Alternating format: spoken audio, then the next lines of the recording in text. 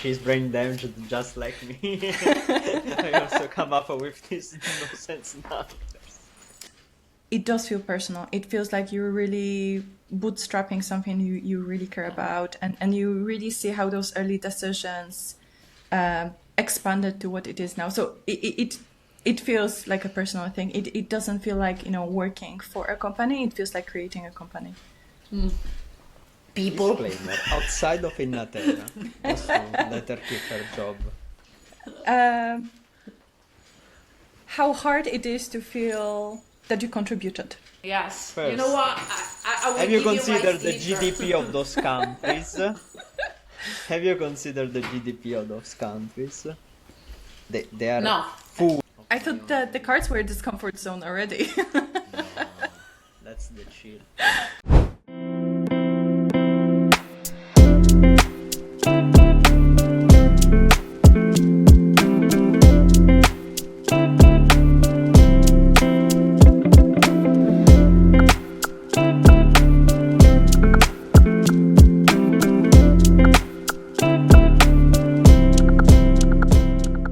Welcome to Sottosoglia, the podcast that nobody can pronounce. I am Giulia Danzio, And I am Fabrizio Ottati.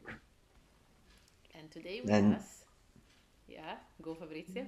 We have Kasia. Welcome, Kasia. Thanks for joining us. So now a quick introduction for those of that don't know her. For sure, I will mess up the surname, but it should be Kożdoń. And Kasia is a staff neuromorphic engineer at Innatera, now also program manager. And she's working in Innatera Nanosystems, it's the full name, which is a startup that produces hardware to accelerate SNNs for edge AI. And Kasia has also a background in this field. She got a PhD from the University College of London in AI, especially in the field of bio-inspired neural networks and bio-inspired AI. And we are very, very happy to have her with us today to go way beyond the SNNs, I hope. Just for fun. Welcome, Kasia. Tell us a little bit more about you and your background. Hello. Thank you for inviting me. For my background, you already covered what I'm doing now, which is working at a startup / increasingly scale up that makes neuromorphic chips. My PhD was in brain-inspired AI and evolutionary optimization. Before that, my path was maybe a bit unorthodox. So my undergrad was in pharmacology and molecular genetics. Oh, wow. My master degree was in neuroscience. For a few years, I worked as a technician at Moorfields Eye Hospital, dissecting eyes. And after that, PhD. Yeah. Okay. Then let's move on. The first question that we usually ask to our guests is, how are you? Well, Fabrizio tried to ask me twice. Yeah, But that's why I warned him. Now is the time for you to tell us how are you. I'm good. I'm tired, just like you, and sipping late coffee. Okay. So everything fine. I spit. Everything Okay. fine, right? Yeah. Okay, so I think we can move on quite quickly to the real part of the podcast, which is this one. Ta-da! So this podcast, as we told you, is sottosoglia, which is subthreshold in Italian. But the point is that we want to know the person behind the scientist. Okay, so there are some questions, and now you will tell me what to pick. From the top, bottom, center, you have a number, and we start to get to know you better. 13th from the top. Hey, Gesù. She's brain damaged just like me. I also come up with these nonsense numbers. Okay,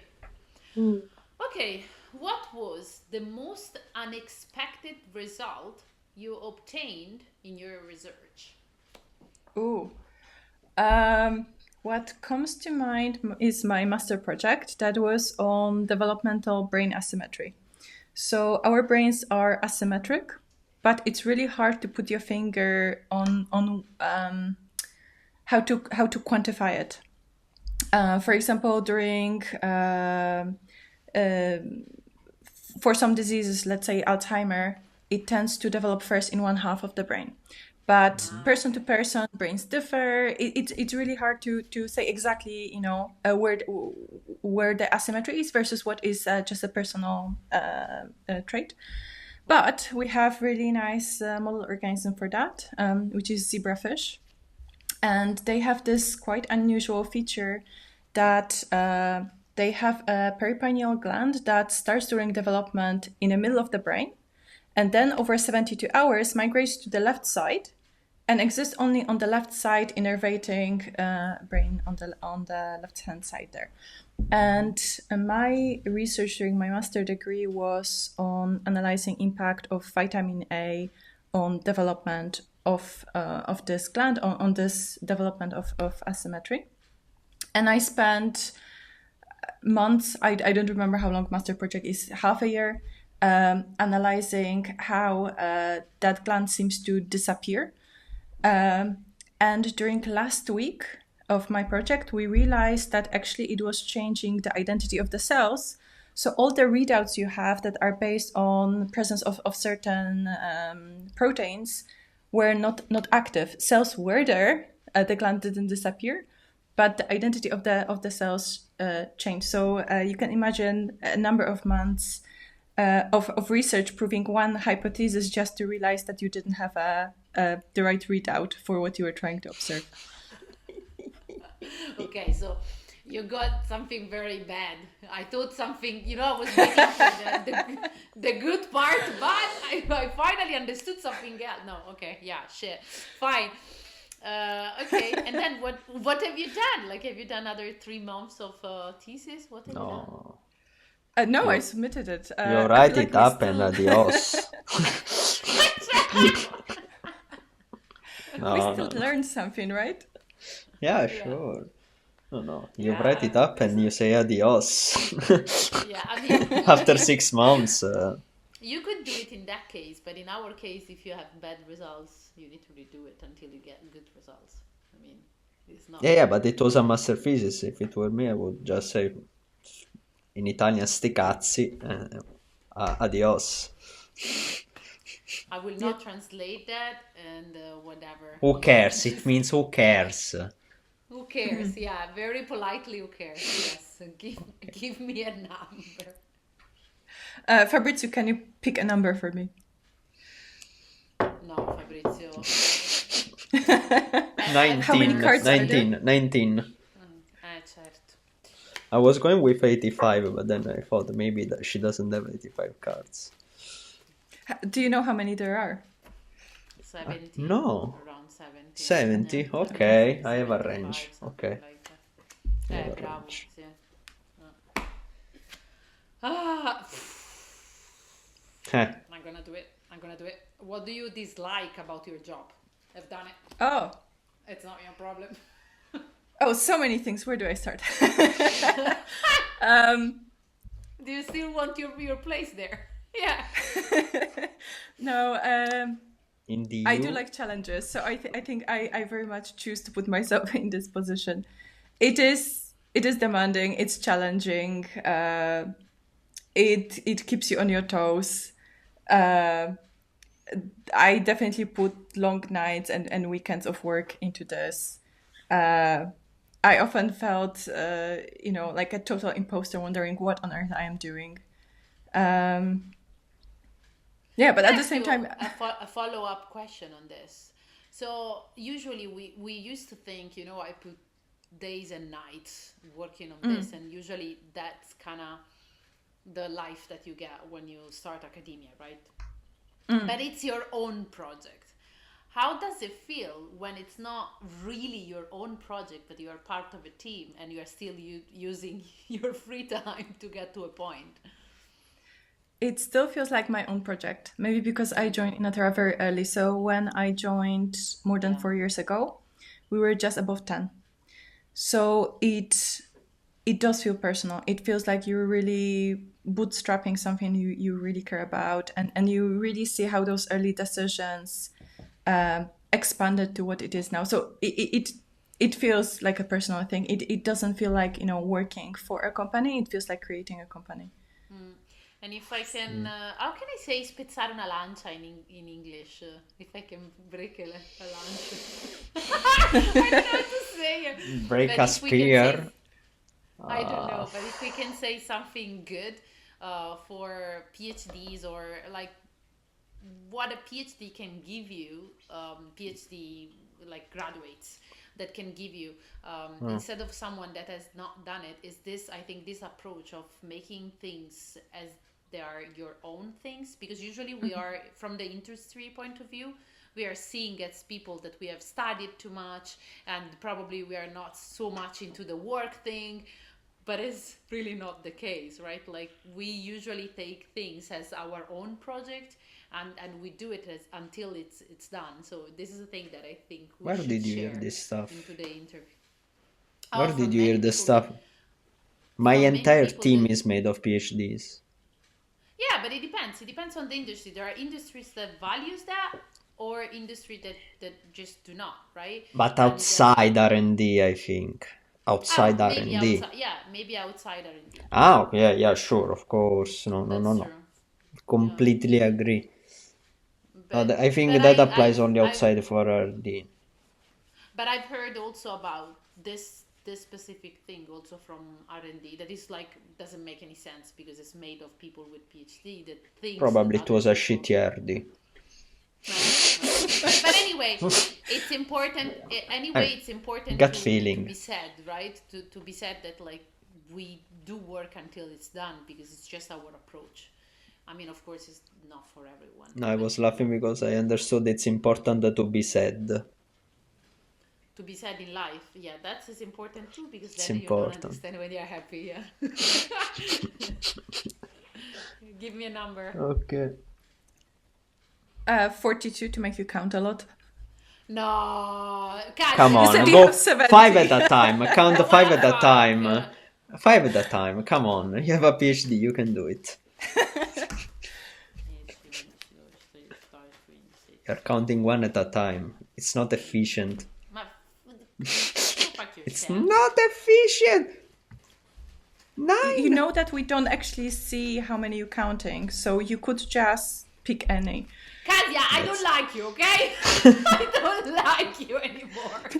She's the first one that is siding with me. That's why she doesn't like you. Eh. Oh, The other ones Okay. were scared. what do you hate the most during collaborative projects? Oh, People. Disclaimer, outside of Innatera, just to let her keep her job. how hard it is to feel that you contributed. It obviously depends on the project and your role in a project, but for big projects, especially if you are, for example, overseeing it, your role becomes to make everyone their best, more productive self, to unblock them, to make them shine, to play to their strengths, to give them the right information, to sometimes, keep distractions away from them, take care of some things that would be distracting to them. Okay. And for those cases, when the project is successful, it feels really difficult to put your finger on what was your contribution, even if you put a lot of time, energy into it. But when it fails, it does feel like you were responsible for making it happen, right? So if it didn't work, it's on you. If it worked, then it's on everyone else. Yeah. Okay. Yeah. Makes sense. Okay. No, you don't give me a number. You just say top, bottom, or the center. This is the 3 options that I give. Bottom.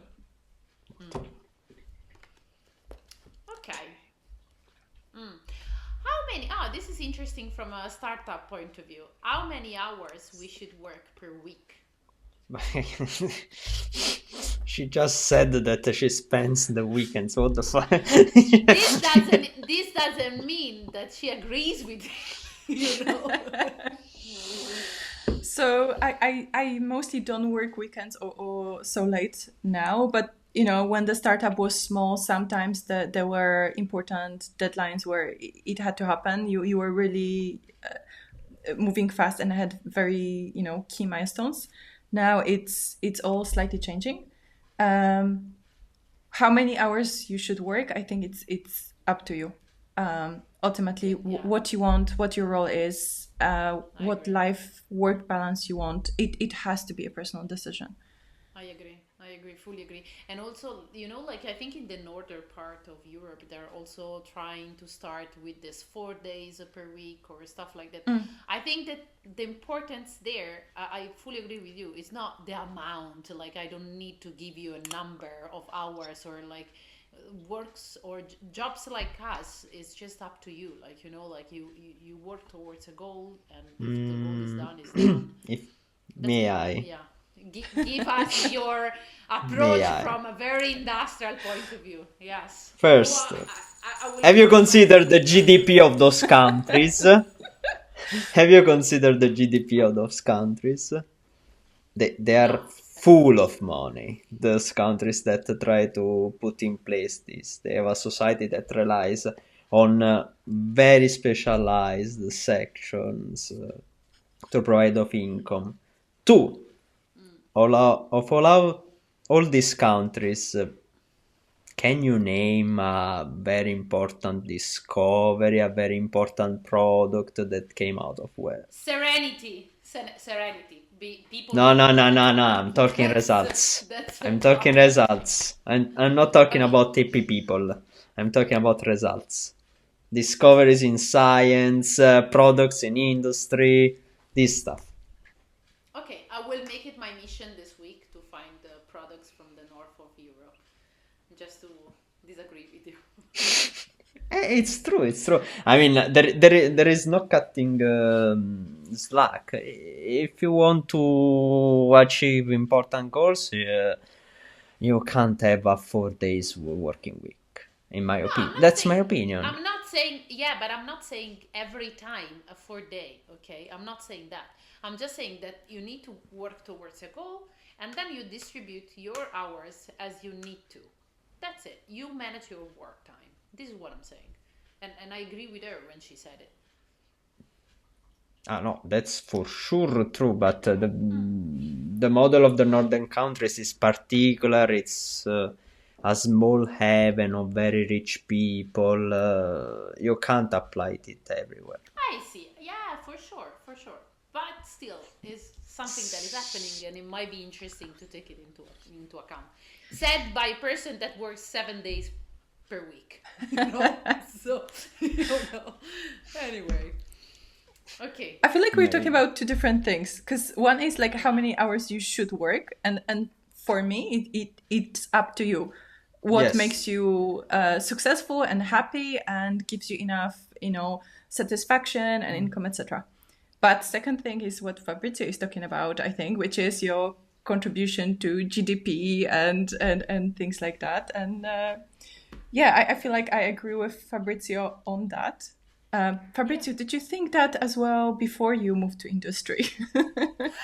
It's not a matter of contributing to GDP. I mean, it's really a matter if you want to achieve an important goal that is a scientific discovery that is getting a product on the market.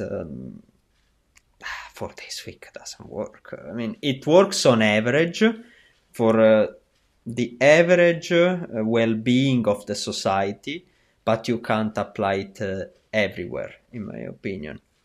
You have to you have to do what Kasia was saying at the beginning for very specific cases. Of course, 4 days a week works very well for someone that owns a bakery, I would say, or I mean, a that bakery, works. they work a lot. that's really not. I'm the not case. saying they work at night. I know that they work at night, Julia. I'm not saying that. It's That's not an that example. you wanted to ship 300 kilos of bread by the end of this year. You will always ship the same amount of bread throughout the year if you are a small bakery. That's what I mean. Yeah, but like, okay, how did we came out with the idea? Because 7 days would be better than 5. Okay, so We had this- 7, right? Why? No, 7 days of working out of 7 would be better than 5 days of work out of 7, right? So for the sake of productivity, Why? then we should do 7 out of 7, right? Maybe less hours, but 7 out of 7. It's a personal If you're choice. keep being productive. It's a personal No, choice.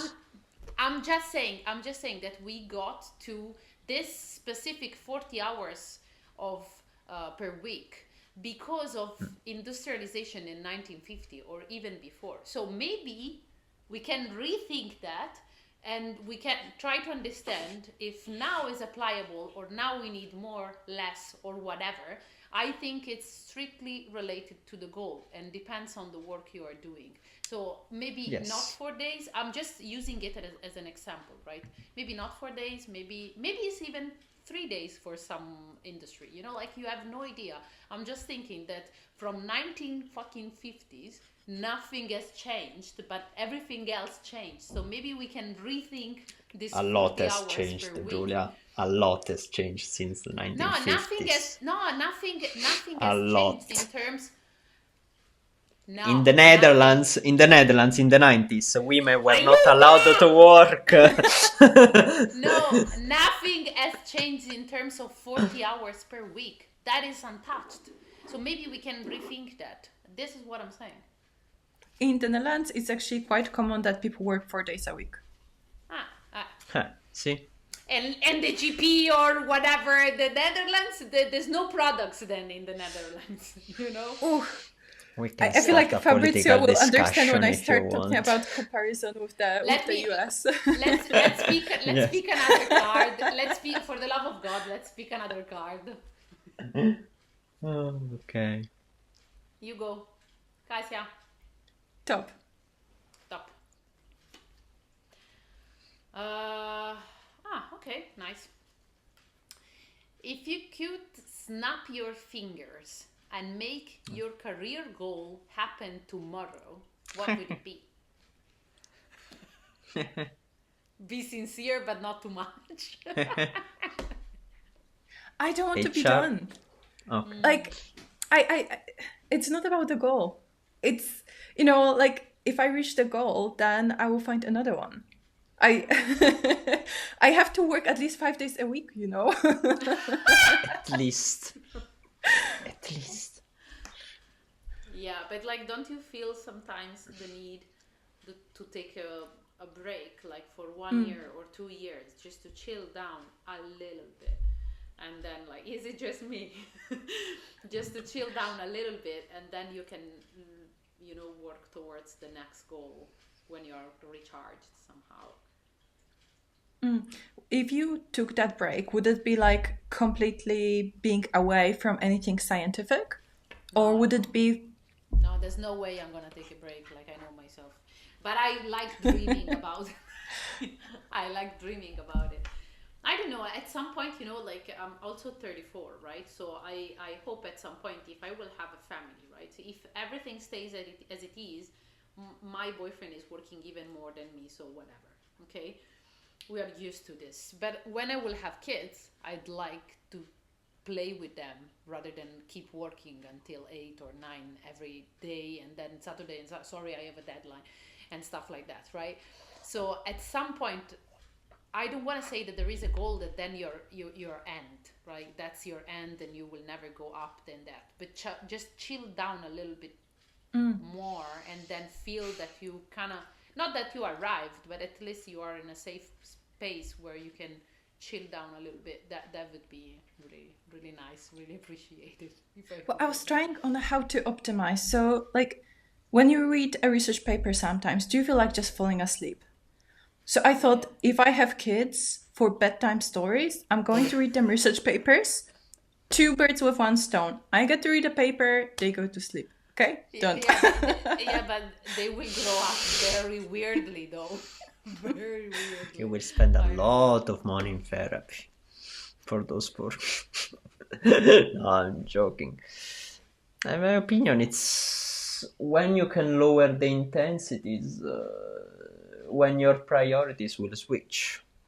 Only when your priorities will switch. That's when you will feel satisfied. For instance, in my opinion, in my case, my priority is to be technically satisfied, to do fun stuff. Kids are something that never grasp my mind. So it's you will be able to settle or to say, now I'm satisfied, when you will switch priorities, because there will be something else that interests you more. That's my view. Yeah, definitely. But I think, I don't know, I think now I can't even do it, right? Like I can't really choose to be satisfied now as I am, because my contract will end in 1 year, so I need to find another Of course, position. no. There are always environmental physical constraints, right?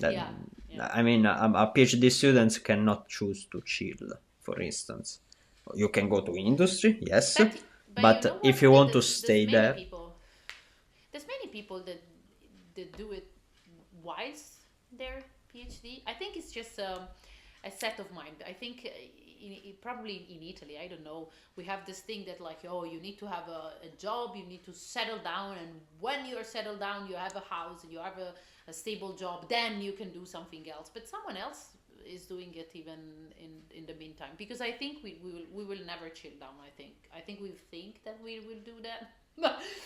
But I mean, looking at PIs or looking at people that are older than me, that they work not maybe as much as me, but they haven't chilled out, I think. I don't know. I feel like I don't really want to take a break. Like if I could have a break, I would be probably to pursue more personal interest, but still related to some kind of learning, some new knowledge or skill. Yeah. But what I find really important is to figure out the kind of everyday balance. So you don't get to this kind of cliff when you need a long break, but figure out the consistent way to keep yourself going in a sustainable way. Yeah. Okay. The burnout line. I think we reached. I have done today a video for an association about the quiet quitting, which is whatever. It's funny. Yeah? Anyway, I think we kind of we videos do you reached. record? No, it's for women in tech. Whatever, forget. So I think we reached the point of the discomfort zone, we call it, because Fabrizio asked a question on his own will. I thought that the cards were discomfort zone already. No, that's the chill part. No, it's not. It has never been discomfort up until now. What's the thing about your job that you dislike the most? That's easy. That's easy. What is it for you? For me? For me. Oh, you look uncomfortable. I'm trying to not get fired. Give me a sec. What is that I don't like the most about my job? Whilst you think, I'm gonna give you mine. The incredible this level, I don't know if I can say it, that there is in power in academia. So people with power can fuck you up amazingly. So you're like always So that's annoying, let's say. So this is the thing that I dislike the most, I think. For me, for sure, when in general across my job now, the PhD before, when you meet an idiot and you can't tell him that he's or she is an idiot because she's I don't know, manager, she's a professor, but you know deep inside that they're doing a terrible job, and they also mock you because they say, no, I'm doing it right, but you can't tell them. maybe that's the thing that I've hated the most here now in my job, and for sure in academia. That's one of seeing people that claim themselves as expert and so on and so forth, and then in the end you look at them and say, "What the fuck?" But Mostly. just because you can't tell them, or because if you tell them, then what happened? Because I think it's very similar to what I said. You can't tell them, not because you're in danger mostly, but more of peace, let's say. Keep peace in a team, keeping peace in an organization. Even when they attack you, you have to play nice and say, okay, yeah, you're right, Yeah, you're the most beautiful thing in the world, I'm sorry. And yeah, that's that it. plays in academia and in industry. Yeah. And I your feel like it question? happens in. I Yeah, feel like it sorry. happens in both, but I feel like it's slightly worse in academia. If you if the situation you have in industry, if you change companies, you to a greater extent change that environment. Yes. In academia, because of a research field, very often the same people are still going to read your grant proposals, review your papers. It's really hard to actually cut a tie and Yeah. Yeah, because we collaborate and compete at the same time. It doesn't make any sense. Doesn't make any sense. In industry, it's clear. You compete. It's clear. So, yeah. Okay, Fabri, Yeah, it's where very is true. your question? Yeah. My question is about your job now. So, you know that I'm pretty much pessimistic about the sentence. You might know. So I was didn't. born. Yeah. You didn't. Everybody in this world knows it.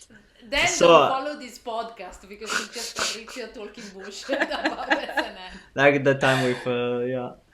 So the algorithms at the moment for me they don't work very much. My knowledge is not about it's not very extended and so on and so forth.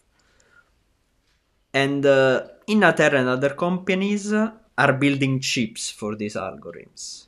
So my question is, why build the chips for algorithms that don't seem to work?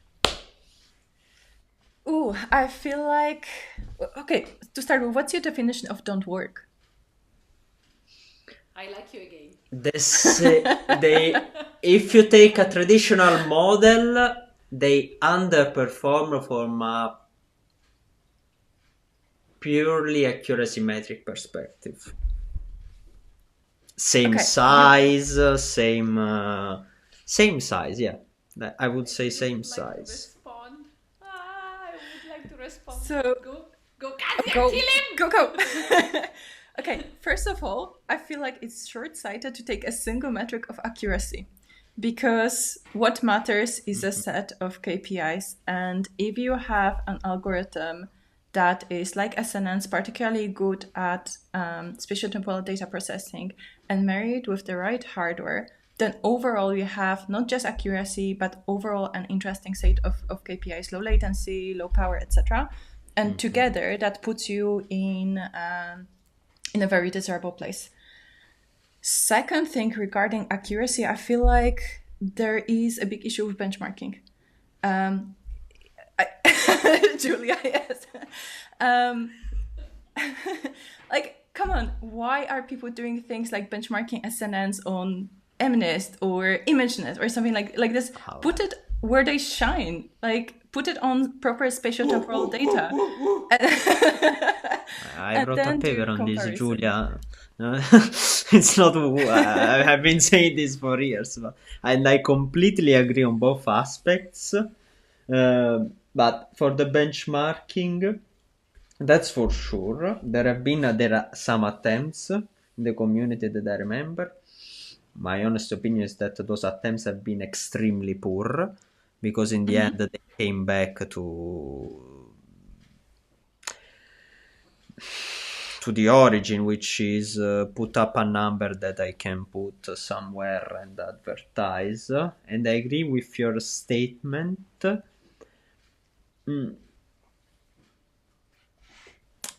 Another thing that how can I put this without... Go on, just be Yeah. direct. Go on, yes. Can you give me an application where this is true?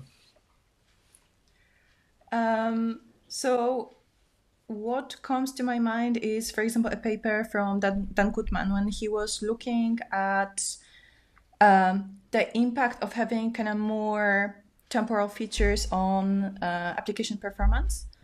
And it was improving the more temporal the task was.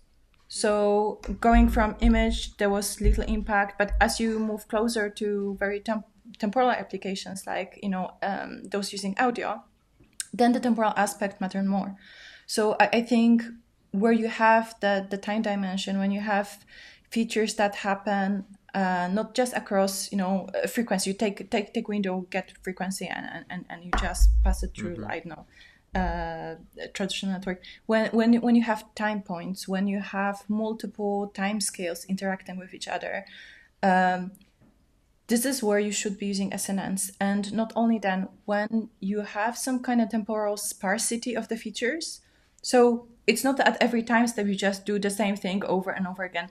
When it changes over time, and when you can really take advantage of this spatial temporal representation of SNNs, and take advantage of the fact that they have sparse activation, and take advantage of the fact that they have naturally good handling of signal to noise ratio because of this, basically filtering mechanism at the threshold.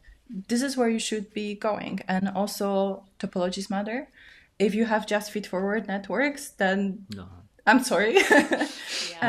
Please. Yeah. You should be using a lot of recurrence to take advantage of the algorithm, and it's known. It's one of the first things that you come across when going into machine learning field. Then there is no free lunch, right? Okay. SNNs or any other algorithm is not going to constantly outperform competition, but for some kinds of tasks, some kinds of KPIs, there is a sweet spot. And I feel like where people use SNNs, especially when doing comparison with other benchmarking, is often coming from this angle of more traditional machine learning. It doesn't use SNNs where they really shine. And especially for neuromorphic, it's a combination of the algorithm and hardware. And that also really matters. What's the hardware implementation, and not only the algorithm, but exactly how that hardware handles this algorithm really matters. Yeah, and also if I can add, I think robotics at some point will need to be a sweet spot for it, right? Because we can't allow the power consumption to be over 200 watts just to recognize that a cup is a cup. Like we can't have that, because the robot needs to walk, interact, hear, see, and get attentive, and do lots of other things. We can't really just use 200 watts just to recognize that a cup is a cup, and Why do you need the 200 watts? Because this is what you get with GPUs. Like it's no near like what you get with power consumption with our chips is 1 watt or like up to 10 watt is a milliwatts. lot. Sorry, it's not that much. Jesus Christ! First of all, and second of all, we need to do all of these things together. And she mentioned also the closed loop, right? We can't go on with the feed-forward network thinking that these guys will be adaptable and okay in every environment. Then what do? We train for 200 years for every environment and every possible occlusion and all of that. I mean, that's a foundational problem. Definitely, yes. We have different problems, right? But maybe there is a sweet spot for SNNs. It is shown now clearly. Maybe no, not shown clearly, but there is the start. Like we are starting to build something on it. For example, in my case, I don't do so much learning. Why? Because I want to leave the room for doing learning on complex stuff later. Because now we are learning everything. And to me, it's power consumption wasted. Also, because when I grab this cup, I don't do it with 90% accuracy. I do it good enough to grab the fucking cup. And that's a thing that is completely missed by the machine learning or deep learning community. They want 99.9% accuracy, but then put it in a robot. Because if deep learning has solved everything, where is my fucking robot that is cleaning and cooking for me in my room? Where is it? For sure, an SNN will never do that. First. I don't know. Maybe yes. Second. I want to be alive. You want need to be alive. Justify your statement, Fabrizio. I can justify my statements. First, in the field of robotics, in my opinion, is much more difficult to justify this use, because we are talking about an area that has a power budget that is consistent enough that you can use a traditional NPU or a SoC to do that. Fabri, we have robots that do stuff for 15 minutes and then they need to get recharged. For sure, the power consumption of doing these things is not actually the problem, because you have engines and other things, but we need to think of our part too, right? You can't completely forget. For the sake of accuracy, you could completely forget about the fact that a robot needs to work at least for 2 or 3 hours doing stuff. Otherwise, why? Yes, but that's an hardware, a poor choice of hardware first. Second, it's an hardware problem, because you can get those ranges of power that you were explaining with a traditional NPU or a traditional SoC that runs neural network. So I don't see that power advantage in robotics, because we are talking about a power envelope that is not the same as Kasia was mentioning. For instance, for temporal signal, I want something that has to be battery powered for days and weeks, and so on and so forth.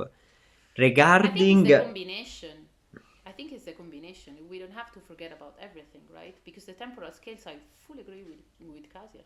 Fully. It's the combination of lots of things.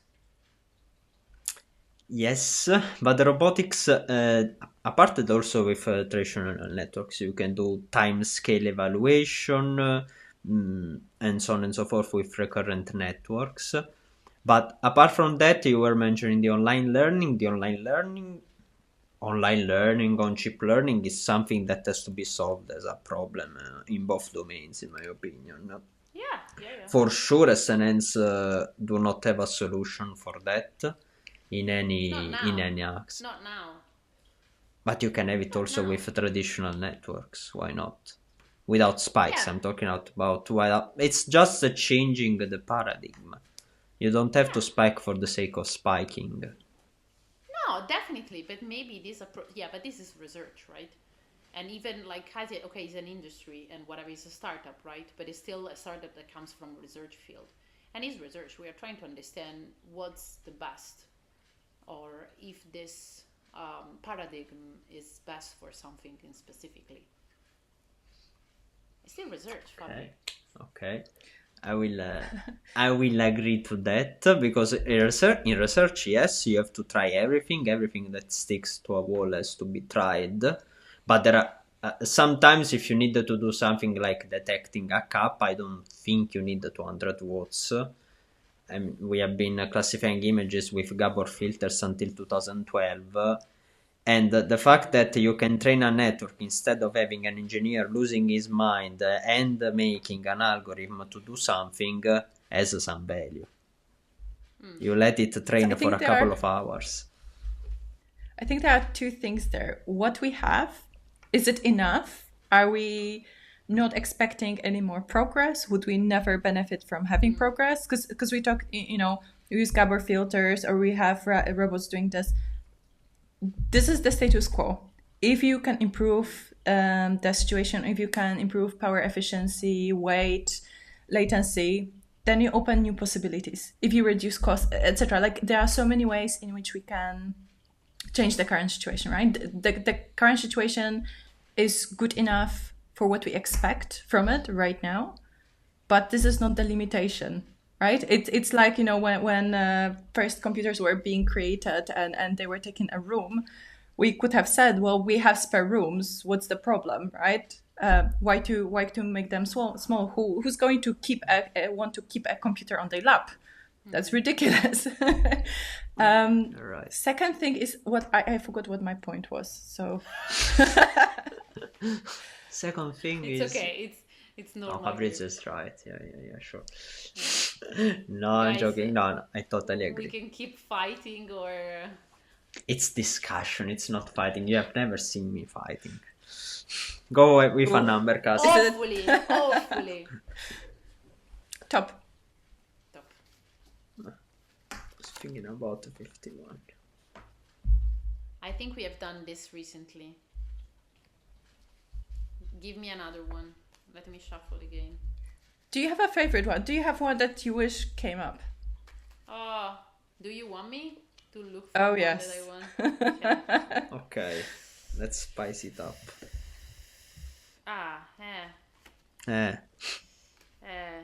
No, then can I make it up one now?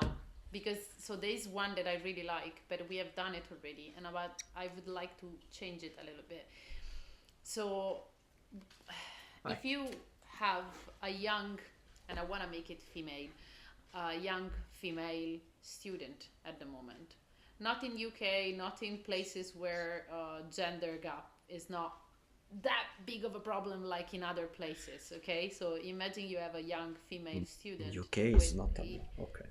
No, it's less than other places, definitely. But what I've got advice you would give to a younger student, female student that is starting in our field, in the STEM field? Yes, what advice? Ooh, that's a tricky one. Can I say that to start with, I would be careful with giving advice because I'm not in the same situation. If you say they are not based in the UK or Europe, I would talk to them, but maybe I should be the one giving them advice because I don't know the consequences and perception they would be facing, right? Yeah. So that's I think the most tricky part. I see. Yeah. How is it the situation in Poland, for example? You said that you come from Poland. How is it? Yeah, I moved out after high school, so I never worked there. Okay. Okay, let's do it in Europe. We have plenty of patriarchy to do it in Europe too. Yeah. Oh, you want to talk about patriarchy? I can tell you literally the last event I went to. Yeah. I was standing next to our table, next to our hardware, together with a colleague, and Julia, you probably expect what's going to come up. Someone comes to me and looks at the hardware, looks at me and says, "Do you know what it does?" But at least they asked you the question, right? Because most of the time they don't even do you know if there's anyone that knows about because there's no way they can think that it's you. Yeah, you say that, but this happened to my female colleague at the previous event. Definitely. Yes. And we need to talk more and more about this because it's kind of, I kind of feel that talking with people, they don't know how often and this happens, right? They think that, there's really no patriarchy anymore, and which is really not true. We need to speak out and say every time something happens, we need to say it, because otherwise people don't think that is a problem. They don't really understand that it's still a very current problem. Less in the newer generations, but it's still a problem. Yeah. Anyway, let's go on. Give me something. Number. Stop. Top. Okay. Funny. What you do like about your job? Ooh. No. All the things I dislike about it, I also really like about it. I think it's the people. So, I work here, I live in the Netherlands. When I got contacted by a headhunter regarding this job, whether I would be interested, whether I would consider moving, as you can expect based on the current situation, I said, no, I'm not interested. But I'm here. So what happened was that the recruiter put me in touch with the CEO of the company, with Sumit Kumar. And he basically convinced me to join, the kind of person he was, the kind of conversation we had. And I feel like it would not be possible to achieve so much, to go through all of this, growing a startup without the people that are here. I feel like there was so much care put from the very beginning for it to make it really supportive environment. Really, it is extremely intense. There is a lot of work, a lot of challenges, but the kind of support you have here, it's just, you keep going. You go through some difficulty and someone just picks you up and you keep going together. Can I ask you a follow-up question on this? So since there is this, how can I say, this belief on SNNs, let's say, right? So there's lots of people working on machine learning and deep learning, right? What would you say to someone that has just finished the master thesis and really likes the idea on embarking on this journey of neuromorphic and SNN? What would you tell them knowing this later? Tell them about... What would you tell them? Like, would you tell them to pursue? Would you tell them to, like, what would be your intake for them? Well, you said master, so I know you're not talking about Fabrizio. No, Fabrizio is done. We lost him, and it's fine. Someone else. It would not have been worth anyway, so But it's fine. No, for anyone to get me. Let me precise. I didn't want to be that pessimistic about the field. Okay. Madonna. I think you maybe have just a bit of PTSD after your PhD. PTSD? Could be. You haven't survived the PTSD. Could be. No, but I keep hurting myself also now, so it's not really that the problem. No, please go on, Kasia, sorry. Well, it depends who they are, what they want to do, what question they ask. I feel like currently going into neuromorphic probably makes more sense than we did that. So, we chose to go into this direction. I feel like now there are far more opportunities in this area. So we did it at a time when maybe it didn't make any sense. I think for anyone finishing a master degree now, it makes sense to pursue it. Slightly better. Mm-hmm. Yeah. I would, ask them what they want. Are they specifically interested in neuromorphic because this is the interest? Do they want to pursue neuromorphic because they think this is something that is going to be trending? So it's not they are interested, they are just trying to figure out what is the thing to pursue, and it is not something relevant personally to them. Yeah. Whoever it is, whatever the question is, I think you need to answer why you want to do it, and next to pursuing this domain knowledge, figure out what transferable skills that you're going to get out of it. Yeah. I mean, from my point of view, I'm really interested in how the brain does the things that it does, and we function with 20 watts. So to me, this is unbeatable, and I will keep researching until I understand more and more.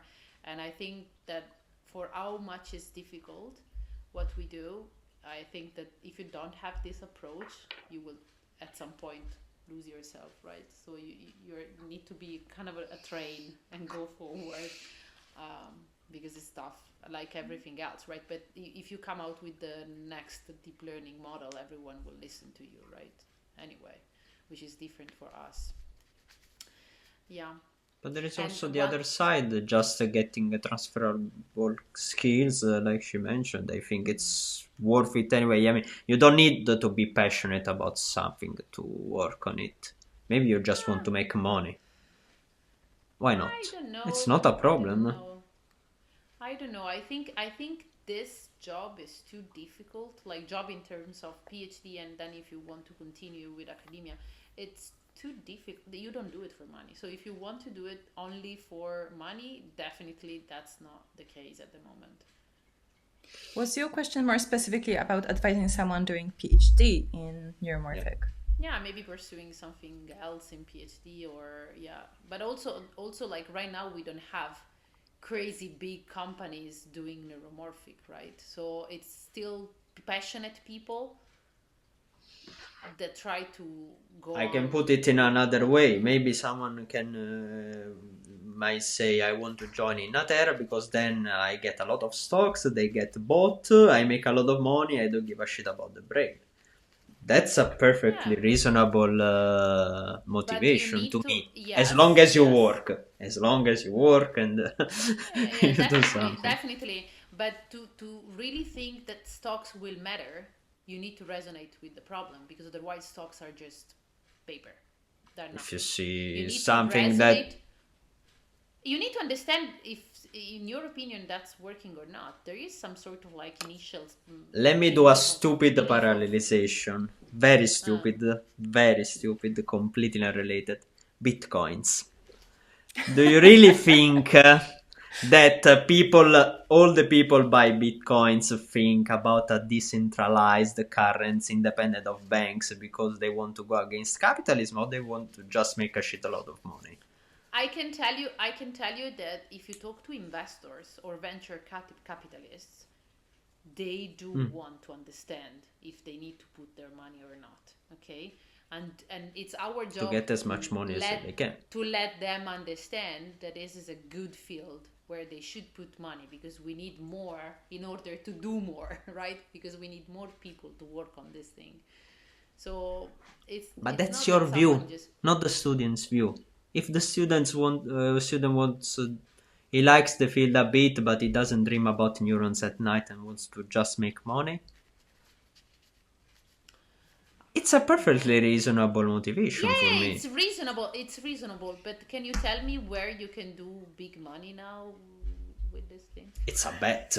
It's a bet. It's a bet. For instance, Okay, in okay. startup, it's a bet. It's always, if you want to make money, go work at McKinsey as a consultant, at Deloitte, and throw your social life away, and that's it. But I don't know. I a also think startup that could be seen also as a bet beyond the passion, in my I think you opinion. cannot bet if you don't have the passion, but that's my point of view. Like you need to have some sort of passion on that this thing will work, otherwise you don't bet. If you are from the core team of the startup, yes. If you join later, maybe not. Who knows? Yeah, I don't know. I mean, in my opinion, if you join a startup, I don't know. I mean, my boyfriend is a CEO of a startup, and it's so difficult to find people with the idea and the approach we have, for example, like really keen on solving the problem. And if you are not that passionate, you're gonna be a parasite.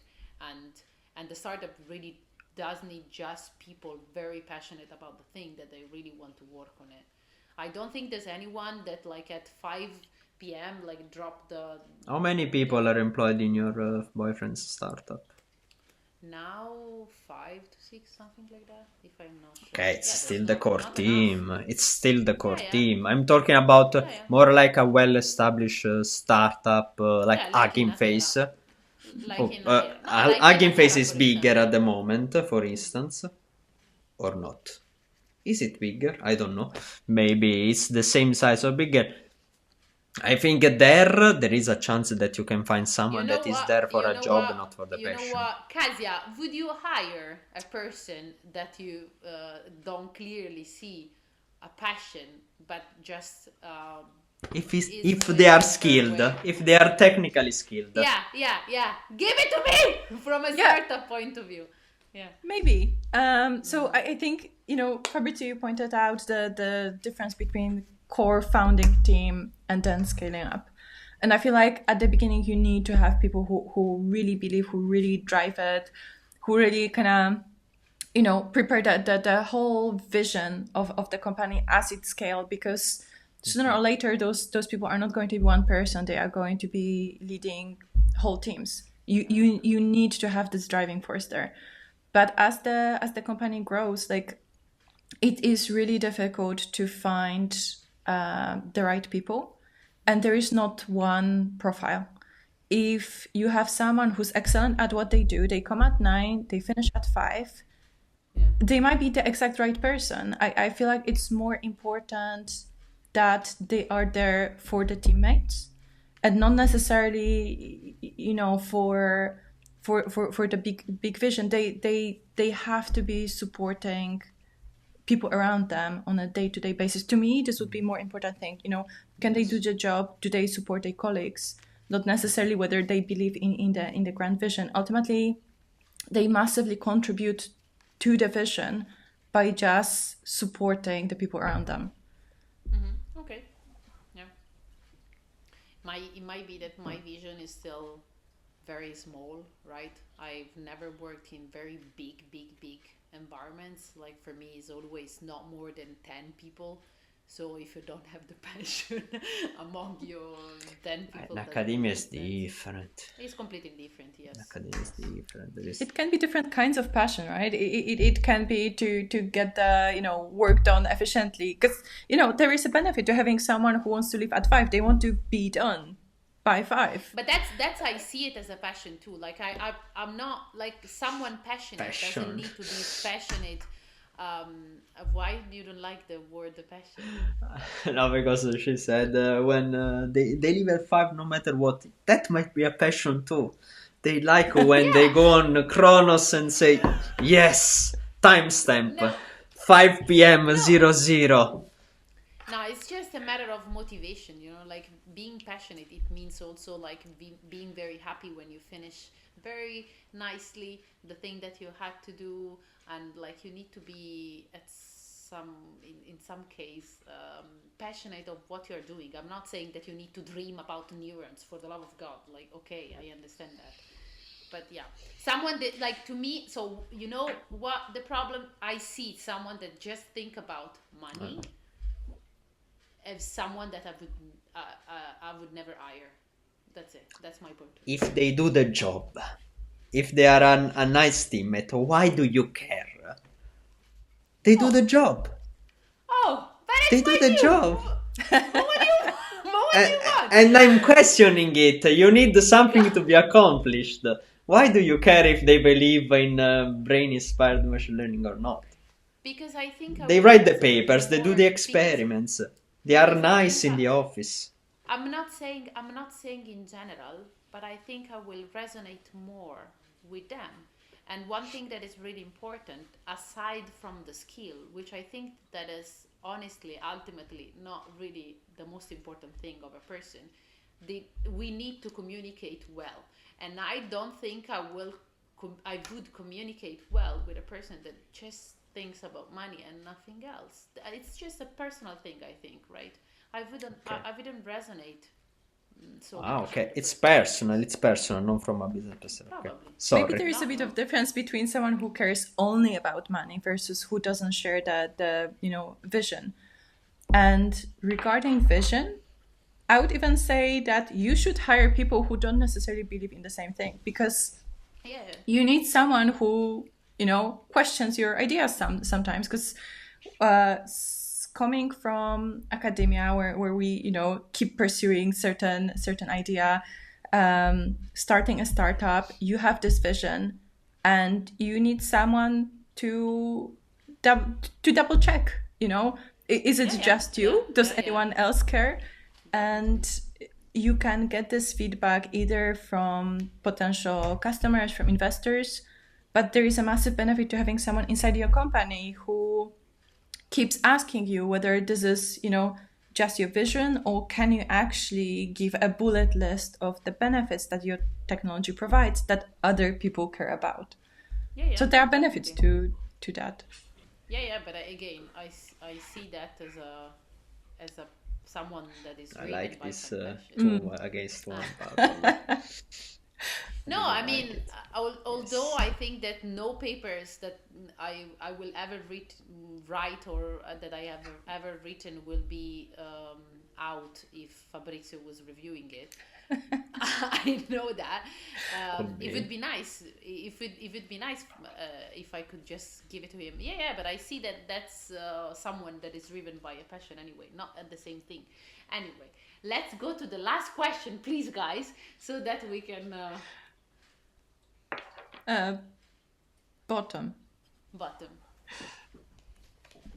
Okay, so this is the last question, which is, what role do allies play in advancing LGBTQ plus inclusion in scientific fields? And it might be interesting to know it from industrial or whatever startup point of view. First of all, do you see the problem? Do you see the problem that is there any gap there? I feel like there is, like, similarly to gender inclusion, to a woman's role in tech, there is a big progress, but the problem remains. And I also didn't quite expect this question, because it's quite different than what we were just discussing. So I need to gather my thoughts. I do think problems remain, and sometimes they are subtle things. Sometimes they are little assumptions. Sometimes it's asking a guy whether they have a girlfriend and why not, and you will introduce them to your female friends, blah blah blah, all of those things. Giving gender stereotype based gifts for partners of your employees, little things that just force people to sometimes say, you know what, you made wrong assumptions about me, but I didn't really want to tell you. I feel like the role of allies there is similarly to gender thing. It shouldn't be yet another burden on this person. It shouldn't be something they have to deal with on the top of the same work they are doing as everyone else. I think sometimes those are little things. So I for example, really like the use of partner to describe your other half rather than wife, husband, because it's not gendered. It doesn't disclose something. And I like to use it because traditionally it was LGBT people who were saying my partner. Yeah. And that was somehow, making it very difficult to talk about your personal life without disclosing it, whether you want it or not. So I really like also saying partner because, ultimately it can be a private thing, and it should, in most contexts, it really doesn't matter. What gender your partner is, for example. So sometimes it's little things. Sometimes it's not making assumptions. But have you experienced someone discriminated because? I don't want to know, of course, when and why, but have you seen it? Not openly discriminated in the workplaces or research groups I was in. But I definitely did see them having to face the assumptions. And this case I'm describing now, someone, being repeatedly asked about the girlfriend, repeatedly being told that they will be introduced to someone's female friends, until at some point they just were like, you know what, I'm gay. And it's just like, they shouldn't have to be pushed to that level of disclosing this information, because this was clearly something they were not willing to volunteer.